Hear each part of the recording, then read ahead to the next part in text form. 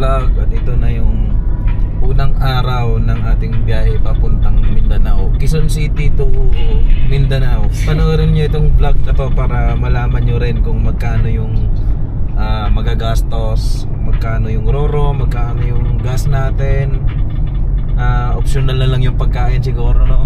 Kasi siyempre may kanya-kanyang ano sa personal ang importante yung ano talaga yung gas and roro, kasi yun yung importante. So guys, nandito po kami ngayon sa SLEX at balitaan ko kayo sa aming biyahe. Okay? So kasama natin si Bebe Loves, yung anak ko sa likod. Say hi, Nak! Say hi! Yan. May ano yan, may higaan yan dyan. Okay? So tatabihan na lang yan ni Rochelle mamaya. So yan, balitaan ko kayo sa mahaba-habang biyahe na ito.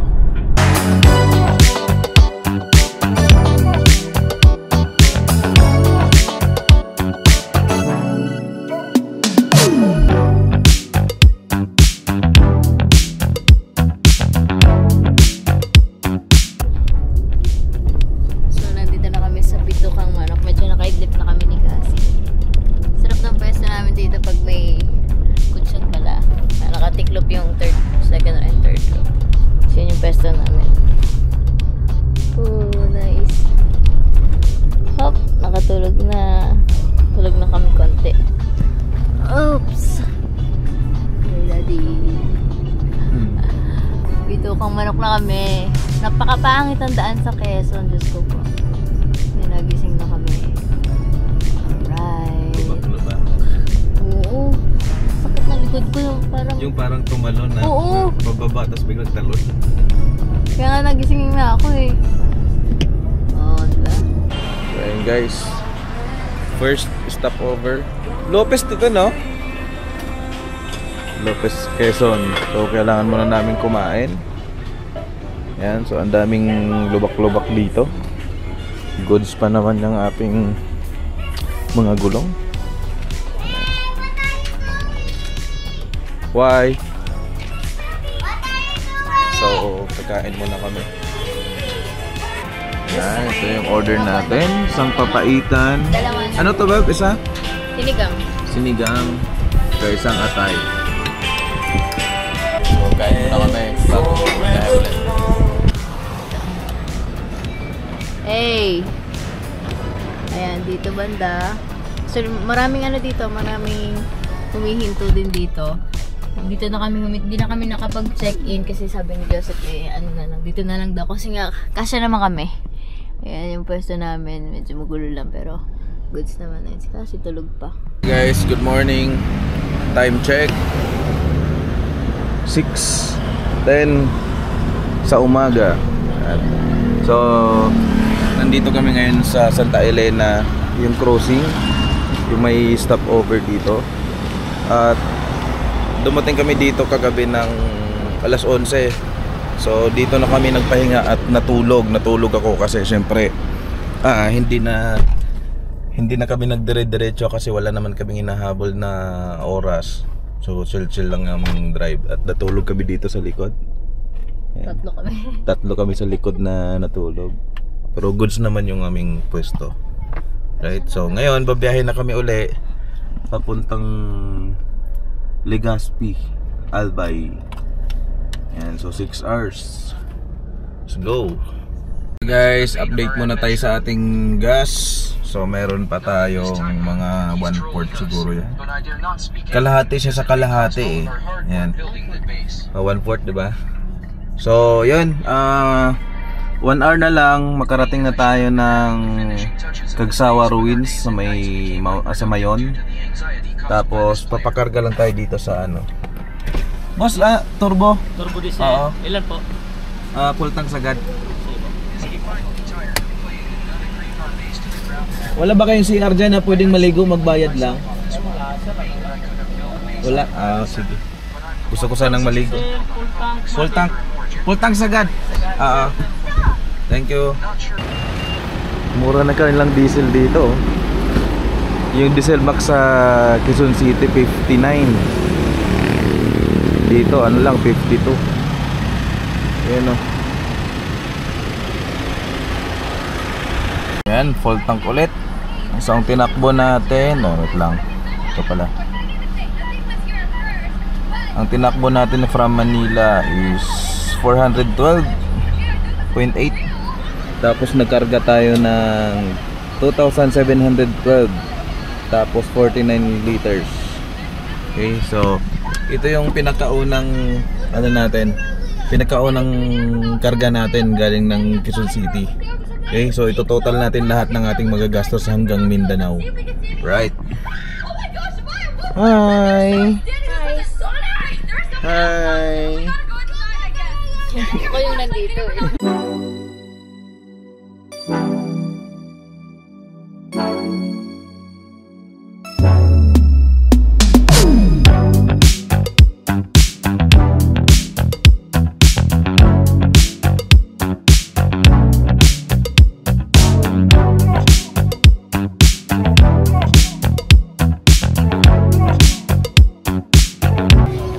Nandito na kami sa Cagsawa Ruins. Meron lang entrance. Vlog po kayo, sir. Sige po. Up. Ooh, nice.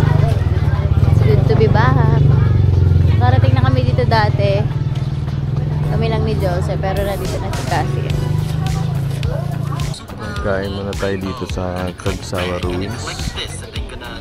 Pork steak, sizzling.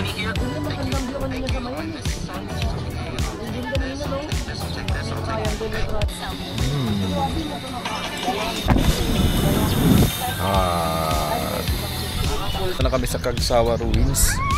At ayan, magpipicture lang kami. Pagkatapos lang namin kumain, magpipicture lang kami saglit. Tapos alis na rin kami papuntang Matnog Port, Sorsogon. Hi Cassie! Ang ganda naman ng hair mo. Hirap maglakad. Nandito na ang mga praile. So we're here at ito na itsura ng Mayon Volcano ngayon. Saka yung simbahan na ruins. Ano ko, init na init. Let's go to Matnog Port. Go! Kakaalis lang namin dito sa Cagsawa Ruins at change driver. Yan, iba na ang driver. Ganda naman ang driver. Ayan, so ang biyahe namin mag 3 hours sa Matnog Port. Ganda na pwestuhan namin dito. Oh. O, diba? May una, nakahiga kami ng maayos.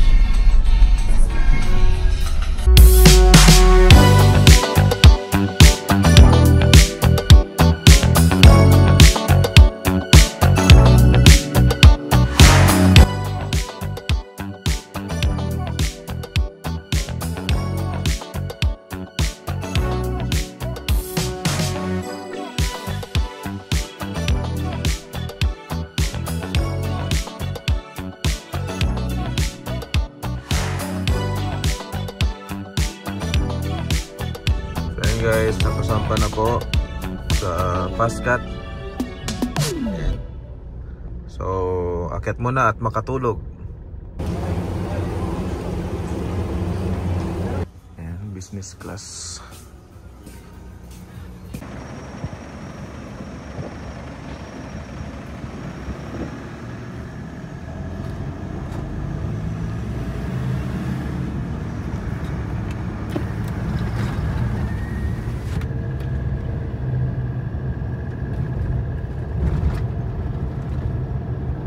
Morning, medyo haggard na tayo, no? Kasi pagod na tayo sa pagdadrive. So, andito tayo ngayon sa Petron. Anong Petron to?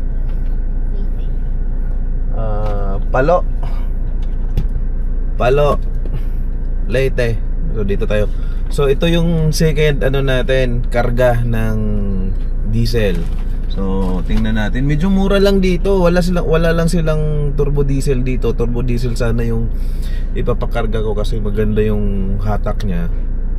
Pero wala. So, diesel max na lang. Yan. So, ano yan? Abutin tayo dyan ng mga 2.5 siguro. Or wala pang 2.5, mga 2.3 siguro. gas. So mura lang. Medyo tipid-tipid pa rin. Hindi natin alam kasi papunta pa lang tayo ngayon ng Liloan Port sa may Southern Leyte. So malalaman natin. Tapos pagdating natin ng Surigao City, magkakarga ulit tayo ng gas para alam natin kung magkano yung gas natin at Roro. Okay? So mamaya iba-vlog ko yung yung Roro ng yung prices nung Matnog to Samar kasi hindi ko siya na-vlog kahapon. Mamaya na lang pagdating dun sa port para isahang explain ko na sa inyo yung mga prices ng Roro at saka passenger. Right?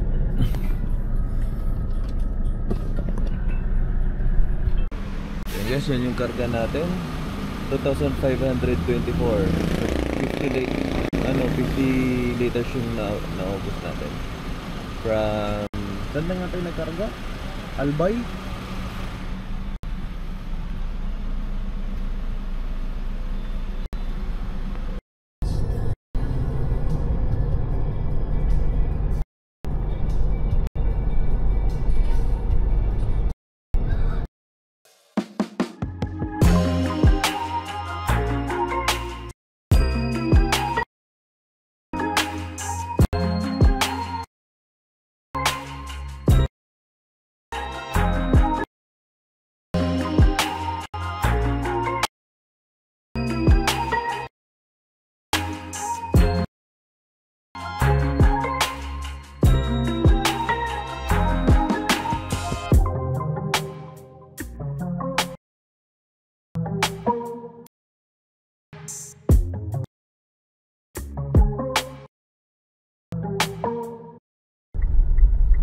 So yun guys, nandito na po tayo sa Liloan Port.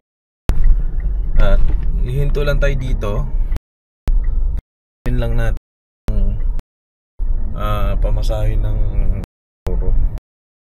Pero doon tayo sa may San Ricardo para ito. Nandito naman sa labas yung ticket.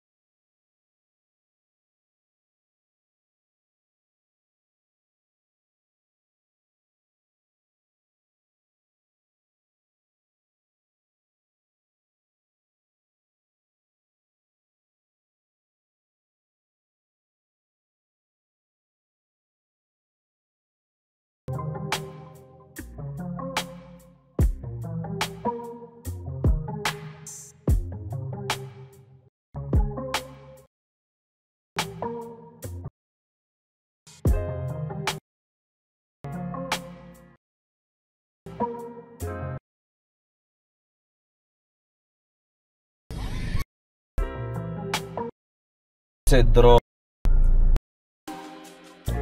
Bayaran ko ito ay 3,000 pesos plus 5 pesos. Ito.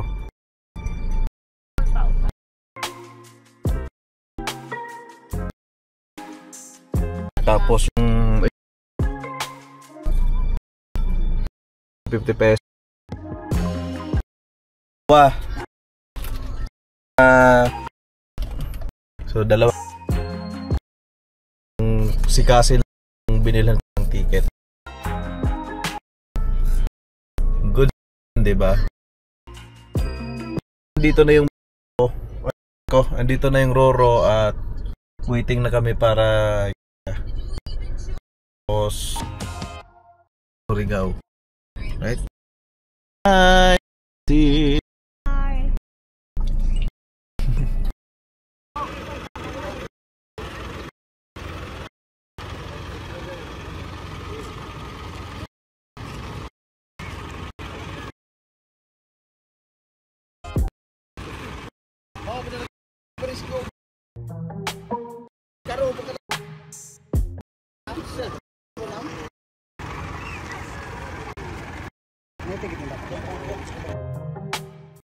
Daw po.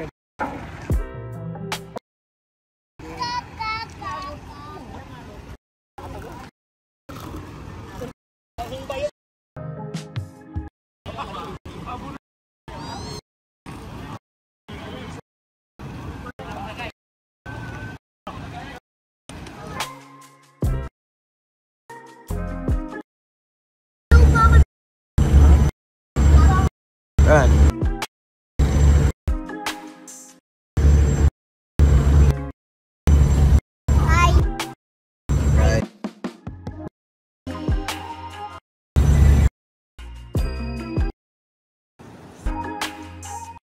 Ano, import natin na.